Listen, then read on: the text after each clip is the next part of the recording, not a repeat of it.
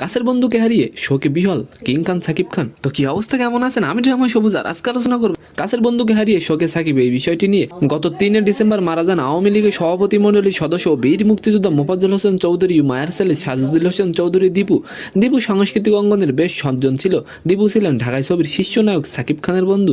প্রিয় বন্ধুকে হারিয়ে তাই শোকে আছেন এই তারকা। তাই বন্ধুকে নিয়ে অনেক কথা বললেন তিনি। ফেসবুকে দেওয়া সেই খোলা চিঠি আপনাদের উদ্দেশ্যে তুলে ধরা হলো। আমার বন্ধু দীপু, কোন শব্দে তোকে নিয়ে লিখবো, কোন ভাষায় তোর পরিবারকে সান্ত্বনা দিব ভেবে পাচ্ছি না। একদিন আমাদেরকেও সবাইকে ছেড়ে চলে যেতে হবে এই পৃথিবী, এটাই নির্মম সত্যতা। কিন্তু তুই যে এত তাড়াতাড়ি চলে যাবি এটা মানতে পারছি না। এই তো কিছুদিন আগে তোর অফিসে নিয়ে গেলি, আমি যেখানেই থাকতাম না কেন তুই ফোন করে খবর নিতি, কেমন আছি, কবে আসবো সবকিছু জানতে চাইতি। যে বনানী রাস্তা দিয়ে আমরা চলতাম সেখানে তোকে সমাহিত করা হয়েছে। বন্ধু হিসেবে তোর ভালোবাসার শূন্যতা আমার জীবনে কখনো পূরণ হবে না। যতদিন বেঁচে থাকবো তোকে খুব মিস করবো রে দীপু। তুই নেই সেটা মানতে এখনো আমার কষ্ট হচ্ছে। মহান আল্লাহ তোকে যেন জান্নাতবাসী করুক। তো আজকের ভিডিওটি কেমন লাগলো অবশ্যই কমেন্ট বক্সে জানাবেন। আর ভিডিওটি যদি ভালো লাগে অবশ্যই একটি লাইক দিয়ে আমাদের চ্যানেলটিকে সাবস্ক্রাইব করে দিবেন। ধন্যবাদ।